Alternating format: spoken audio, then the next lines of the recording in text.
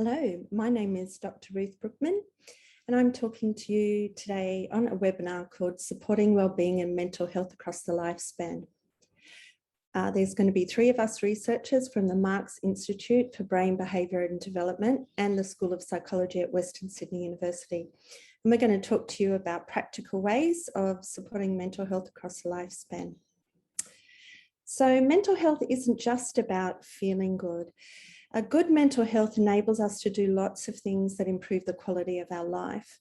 According to Mental Health Australia, good mental health helps us manage the stresses of daily life and cope with them.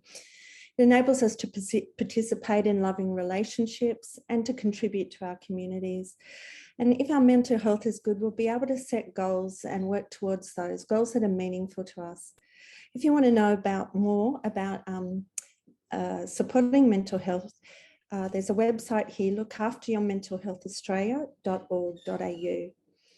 Now, we are all at the tail end of lockdowns and the impact of restrictions, social distancing, etc., associated with the global COVID-19 pandemic. And it's never been more important, I guess, to look at ways that we might be able to support not only our own mental health, but the well-being of those that are close to us, whether they be family, friends, or colleagues. And what we're going to do today is look at really practical ways that we can support each other as a community with regards to mental health and refer people to different resources. And what we know is that good mental health isn't just relevant at a particular stage in life, but it's relevant across the lifespan. And so we've got three speakers on this webinar today who are going to talk specifically about ways to support good mental health at three key stages, I guess, in the lifespan. Dr. Fran Doyle is going to talk on supporting kids' prevention and intervention for childhood mental health difficulties. Dr. Sandra Garrido is going to speak, I guess, of the role of music and the research she does that looks at how music can support mental health. And she's going to particularly look at the relevance of that to young adults. And then I'm going to look at the latter end of the lifespan and talk about mental health and supporting good mental health in late adulthood. Before we launch into that and I hand over to Fran, I wanted to tell you a little bit about the MARCS Institute for Brain, Behaviour and Development. We're a research institute that's nested within Western Sydney University. We're interested in supporting wellbeing and social interactions, human interactions across the lifespan. And we have two state-of-the-art research facilities. One is the Baby Lab that conducts research looking at early language development, well-being, social interactions, cognitive development in young infants all the way through to 12 years of age. Then we also have the Age Lab, where we specifically research, again, human interactions and well-being and how the brain changes as we age and ways that we can best support that. And both labs are designed really to conduct research that is translatable and informs intervention and programs with people across the lifespan. We do rely on community participation for research participants, I guess, canvassing for those in both labs. And so if you're interested in becoming a research participant, I can highly encourage that as a rewarding experience. We do provide reimbursement for your time. You can contact Tim Wardrop on his email address there, and he'll give you directions on how to become part of our databases. And what that means is if there's a study that you may be interested in or you'll be eligible for, people will contact you and you can learn more about that study and decide whether you'd like to participate or not. Some are online studies, particularly since the COVID-19 pandemic. But as we come out of lockdown, we will be in full operation with face-to-face studies next year and are actually moving the labs from their current bases in Bankstown to the Westmead precinct. So nice and local, and also brand new research facilities and really nice spaces for you to come. And also, Dr. Sandra Garrido will tell you more about this, but there's an opportunity for young people to actually try a new app called MutiTunes that has been developed by young people, for young people, specifically to support mental health of young people, and she'll talk to you more about that. But there's the opportunity, if you're between the ages of 13 and 25, to test that before it becomes commercially available. So without further ado, I will hand over to Dr. Fran Doyle, who is a clinical psychologist in the School of Psychology and also conducts research in early childhood.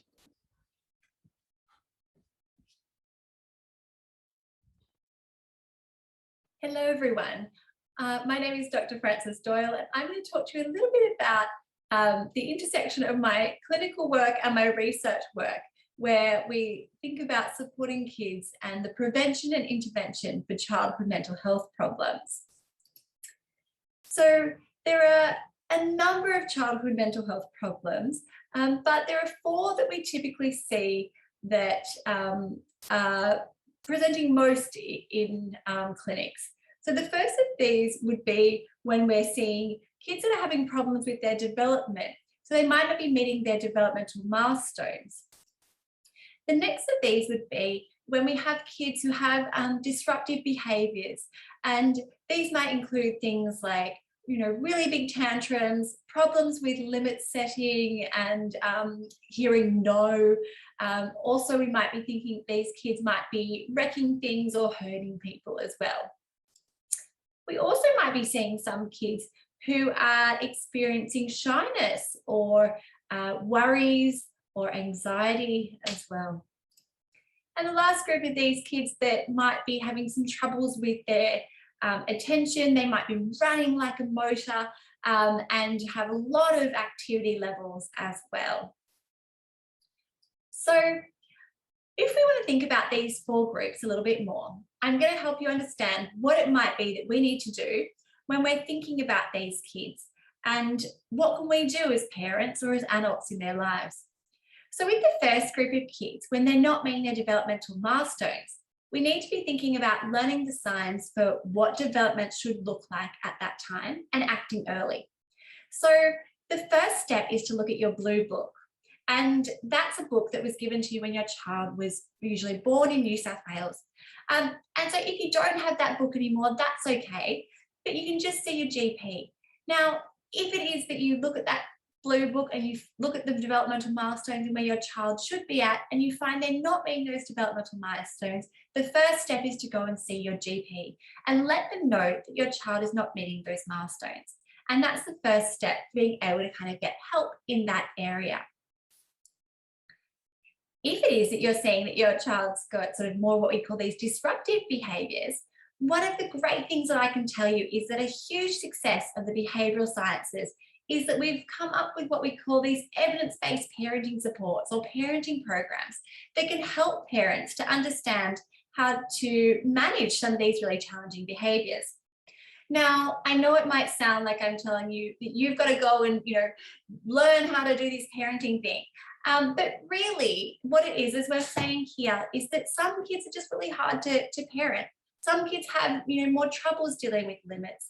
And rather than you doing constant guess and check about what's working and what's not working, we actually have some evidence about what we know works well to optimize child development and their behavior.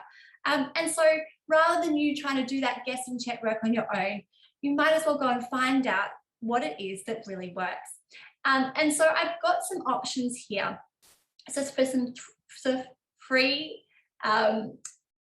evidence-based parenting programs and some paid ones here as well. But of course, there's many more that are available that you could consider.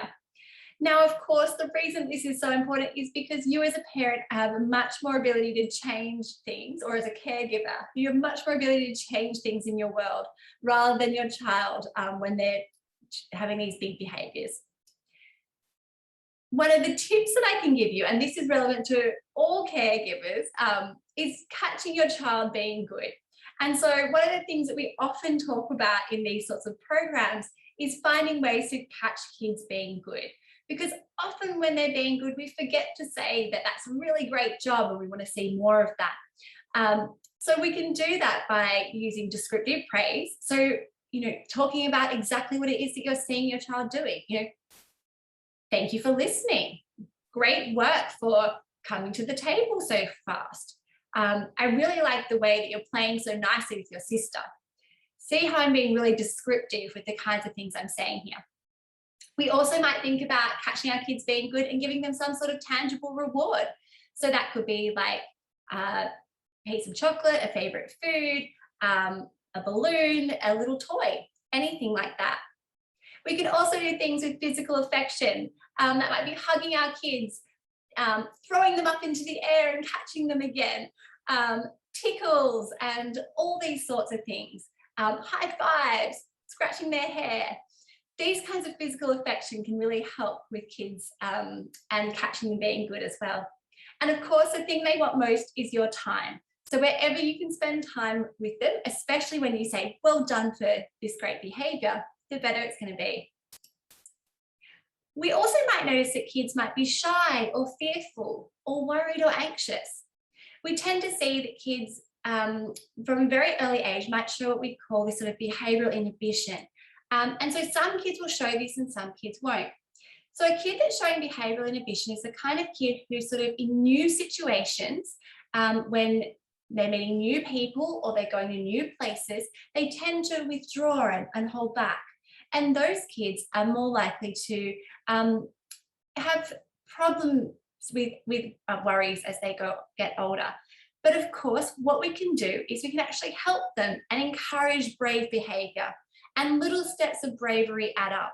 So being able to, have a go with saying hello to someone, or being able to, still play in the park when there's other kids around. All these little steps of bravery add up. Another huge success of behavioural sciences is evidence-based cognitive behavioural therapy for childhood anxiety disorders. So you can read more about the strategies that you might want to use if your child's experiencing these troubles on the Raising Children's website. Or you can do some sort of program for this, which includes things like the Cool Little Kids program, which I've got the link for on this slide. And finally, if you see that your kid is having attention problems and really high activity levels, this is more of a wait and see situation. Generally, we'd say that you need to wait until school, and when your child has started school, then you want to speak to their school teacher to find out if the problems are also occurring in the classroom. And then if they are, you want to see your GP to discuss those a little bit more. So usually it's not that early childhood bit that we want to do anything here in terms of changing, but rather once we get to school, we might think about that more. I hope that's helped in understanding some of these early pathways to child mental health problems and what you could do if you're starting to see any of these troubles with your kids.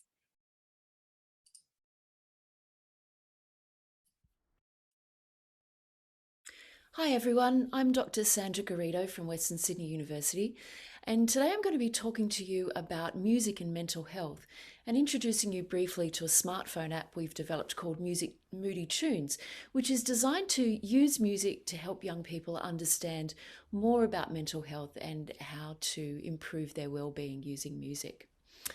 One of the reasons behind the research that we've done is the very disturbing fact that suicide is the leading cause of death in Australia for young people aged 18 to 25. And of course, while this has a huge impact on the Australian economy, it has an even bigger impact on the lives of those young people themselves and their families. And it's also disturbing to know that around 80 to 90% of young people who are experiencing some kind of challenging mental health situations don't actually get professional help. The reasons for that can be varied. Sometimes they are embarrassed, or there's a certain amount of stigma associated with mental illness. And sometimes it's simply not understanding how to get help or when it might be necessary.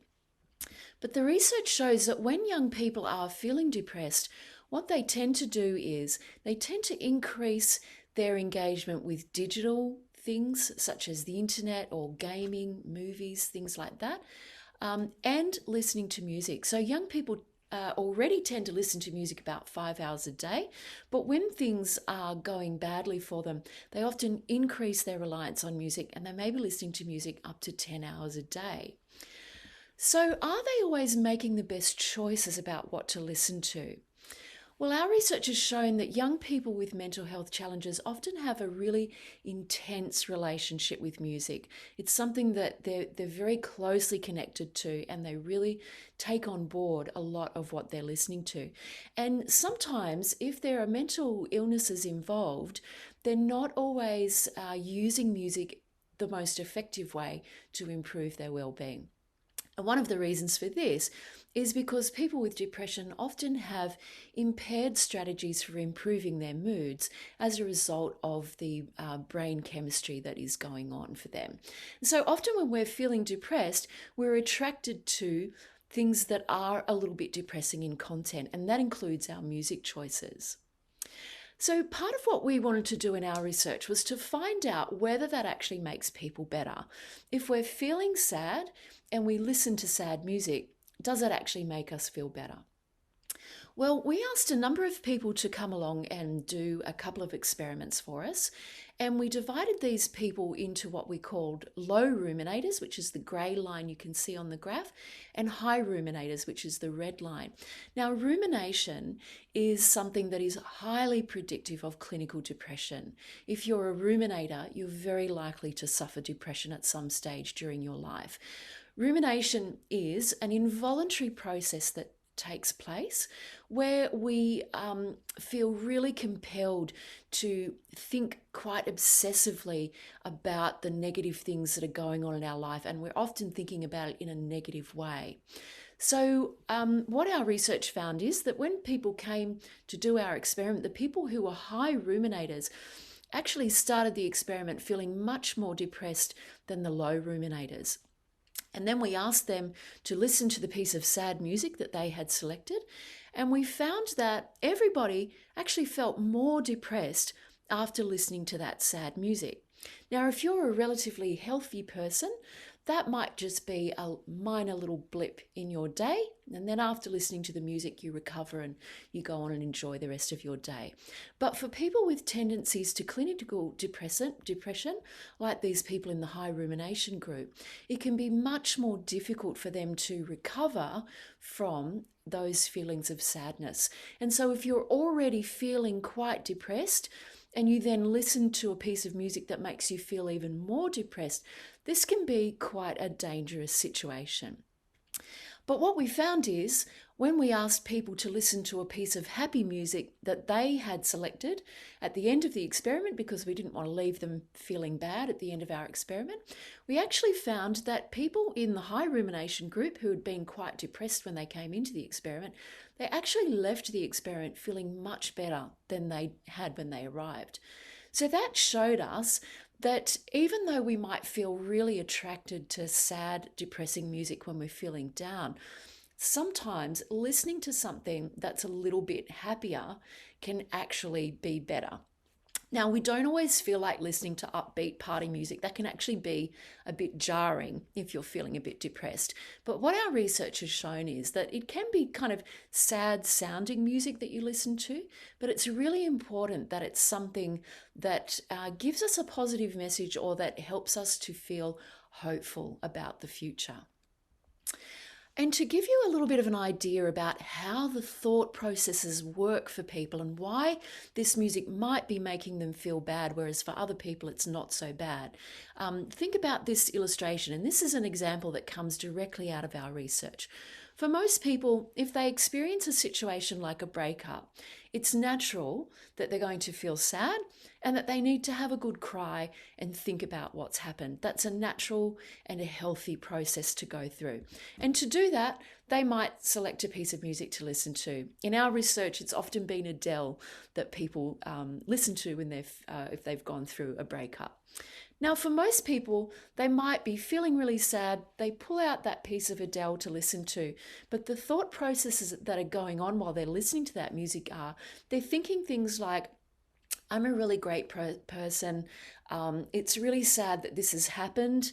on this occasion, but I'm going to learn from this experience, and in the future I know I'm going to meet the right person and I'm going to have a happy, successful relationship. And after thinking like that and having a bit of a cry, they actually feel a little bit better. And so then they might go on and listen to other types of music. But for people who are ruminators, where clinical depression is involved and that impaired brain chemistry is actually making the thought processes backfire a little bit, things don't quite work out so well. They might have exactly the same situation. They've been through a breakup, for example. They might pull out exactly the same piece of music, but the thought processes going on in their brain is a little bit different. Instead of thinking about how things might go better in the future and what they can do to make sure things do go better in the future, they might be thinking things like, I'm just unlovable and unattractive. I'm never going to meet the right person. I'm always going to feel alone and lonely. And you can see how if they're the sort of thought processes that somebody's going through, rather than feeling better after going through this, they may actually feel more depressed. And this becomes a cycle. Because they feel more depressed, they then feel like they need to listen to that depressing music a little bit more. And because the thought patterns are not necessarily changing, this cycle can be really hard to break out of. So to summarize, there are a lot of ways that we can benefit from listening to sad music. One way is it can help us to vent and get some negative emotions off our chest. It can also help us to feel understood and connected with other people who understand how we feel, who may have gone through similar things themselves. It can give us a chance to reflect on why we're feeling bad and maybe what we can do about that to make things go better in the future. And sometimes sad music just sounds really good and you just enjoy listening to it because it's beautiful music and that's all you need to make yourself feel a little bit better. But where rumination is involved or clinical depression, sometimes listening to that kind of music is not the most helpful thing. So how can we use music to improve our mental health, particularly if we're experiencing a little bit of depression? Well, if you're dealing with difficult emotions, it's important to be open to what you're experiencing. And music can help you to express those emotions, to sit with the feelings a little bit and explore the reasons behind them. But it's a good idea to stay aware of how the music makes you feel and why. Think about whether or not the music is perhaps triggering any particular thoughts or feelings, and whether or not those thoughts are accurate or helpful. And then try to look for songs that can help to shift your thinking. You want to find music that can help you to think about your experiences and your situations in a helpful way. It doesn't have to be upbeat party music, but at least music that is maybe going to help you to think of solutions to some of the challenges you're going through, help you to feel hopeful about your situation, perhaps by realizing that other people have successfully overcome the kind of challenges that you face, or music that helps you to feel understood and supported. Now, we've recently been working with a number of really wonderful mental health organisations and other universities around Australia to design a smartphone app called Moody Tunes. It's been designed by young people for young people, and it helps them to understand how to explore their relationship with music and how to use music to improve mental health, as well as understanding how and when they may need to get some professional support. Now, it's not publicly available at the moment, but if you're interested in helping us test Moody Tunes before we release it to the public, please email me at the email address below, and we would love to have you involved, particularly if you are between the ages of 13 and 25 years of age. And in the meantime, happy music listening. Hello again. It's Dr. Ruth Brookman back here again to talk to you this time about healthy aging and supporting mental health in older adults.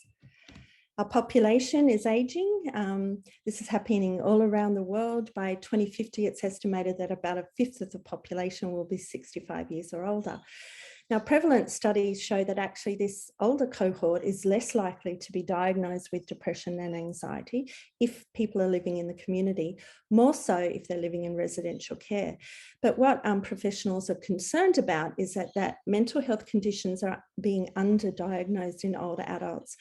And this is often because symptoms such as, worrying all the time, or being grumpy, or being in pain, or low mood, not sleeping well, poor appetite, can be dismissed by people as simply a symptom of getting older versus a mental health condition, or reduced to, it's a side effect of somebody's diabetes or other health issue that they may have, a physical health issue.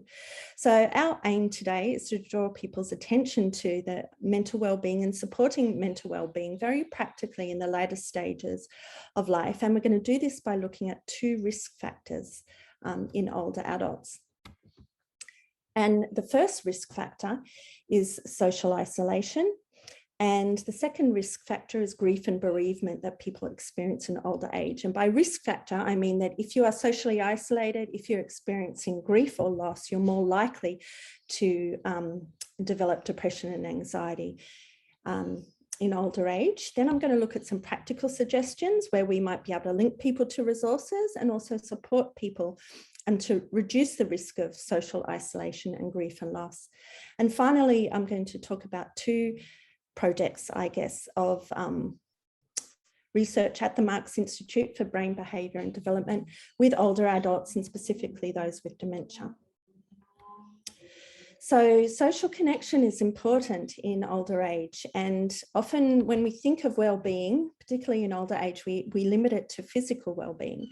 And we know that there's actually other aspects of well-being, which are emotional, psychological, and social well-being. And social well-being really refers to that sense of being connected to community, and of not only being connected, but having a meaningful place or usefulness in that community. And even before the COVID-19 pandemic, research was showing us that being socially isolated is a real risk for depression and anxiety in later life, which basically means if you are socially isolated, you're more at risk of having elevated depression and anxiety symptoms. And this may not be so surprising because the research also tells us that there are physical as well as mental benefits to having strong social connection, regular contact with family members and people of the community. And what it shows us is if we compare adults who are socially connected in that way with adults who are older adults who are isolated, we'll find that people in the socially connected group, older adults, will have better physical, mental and emotional well-being. And secondly, that they'll have longevity. People who are socially connected are more likely to live longer, but they're also more likely to live independently in the community for longer. They'll have a stronger immune system, a faster recovery time for illness, and if they do require interventions of any kind, they're going to be less complicated. Another risk factor for developing depression and anxiety in older age is grief and loss. And this, again, there's value in looking at this specifically for older adults because, again, we can limit our understanding of grief and loss for this cohort to death and dying, because in the latter end of life, we're more likely to be exposed to the loss of a significant other, whether it's a friend, a peer, or a spouse. Now, according to the Australian Centre for Grief and Bereavement, there are actually 10 non-death related losses associated with ageing. The first one is a loss of mental and physical health, or that deterioration of that as we age. The second one is a loss associated with independence. So simply the loss of a driver's license can cause grief to some people. People can grieve because they've got less ability to engage in activities that used to be meaningful and enjoyable to them, whether it be a hobby or a social group or a sport. There can be real grief associated to not having the ability to engage in that anymore. There can be grief related to loss of personal appearance, loss of employment and the status, I guess, that we get from work and the sense of purpose and meaning. There can be loss particularly for people who are required to move into residential care, of their home and the memories attached to that home. As we grieve the loss of independence, there can be a loss of privacy and freedom for people, particularly if they are required to need at-home care or go into residential care. There is that loss of ability to connect socially with others, purely because of a loss of mobility. And with that, it can be sometimes attached something a little bit more abstract, which is that loss of purpose and meaning in life. And finally, even a loss of identity. If we strip away all those things that used to give us meaning, sometimes people can lose that sense of who they are. And we were involved in a study recently looking at the risk factors for prolonged grief following the loss of a spouse or complicated grief. And that can be a real risk factor for older adults, particularly if they've lived for a long time with a spouse. Their identities can be merged with their spouse. And it can be really difficult sometimes to establish that identity outside of their spouse. And they're more at risk of prolonged grief if that's the case. So how can we help? And the exciting thing is that we can make a difference in the life of an older person. You may have seen the ABC show about, just the role of preschoolers connecting with older adults. Intergenerational sharing can have real value for older people. And we know that social connection is a protective factor against not only mental health, but physical health deterioration. We can all make a difference in the life of an older person simply by being a listening ear, and also not being available, just being available, but actually in the quality of our engagement with them. So allowing older adults to reminisce about the past and helping to connect them to their memory and identity in the past has been linked with Wellbeing, and Dr. Celie Harris has done a lot of research around that. And also, if we know someone's grieving losses, to actually provide time in our conversations for them to talk about the loss of their loved one or the loss of something that they're really grieving about, to help them to put voice to that. Inclusion can be really important in terms of just really simple things like, inviting an older person to join in, or even watch, a sport we're doing, or to join in a bingo game, or just to have a cup of tea or coffee with them. And my take-home message from today's webinar is basically that depression and anxiety is not a normal part of aging. And that, like depression and anxiety at any stage of life, it is treatable through counselling and medication. The starting point for seeking help would be a GP visit, and they can actually connect people to Medicare mental health care plan to have access to affordable psychological treatment. And also there are free services that anybody can access at any time. I just want to say from the outset, if you are concerned and need immediate support for yourself or someone else, to ring 000. There are also other crisis telephone lines that are excellent resources like Lifeline, Beyond Blue, Sane Australia. Caregivers of people with dementia or mental health issues, or providing physical care for a loved one, are also vulnerable to developing depression and anxiety. And there's support lines there that you can call on the screen.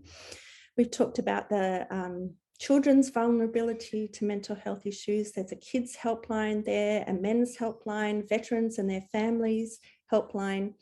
And also just want to acknowledge too that grandparents are becoming more involved in the care of young children, whether it's having them in their permanent care or being more involved in their life. And that can be quite challenging as parenting practices have changed a little bit.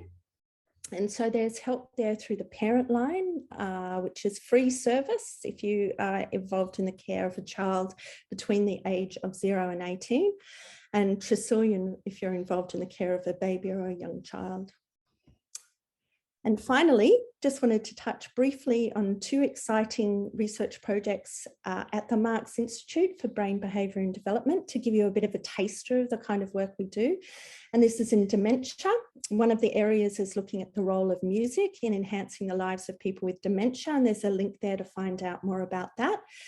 And the other one is time traveling technology for people with dementia, which is a project that's really using reminiscence therapy to enhance the well-being of people with dementia, but really using immersive technology to enable people with dementia to connect to real places from their past through using Google Earth and Street View on very large screens that you can see in this right-hand photo, liquid galaxy screens, to create that immersive experience and enable people to travel back literally to the house that they grew up in, if it was still there, or their hometown, or a favourite holiday they went on. And you can see more about this research by the YouTube link below, or by simply typing into the YouTube link, time travelling technology for people with dementia.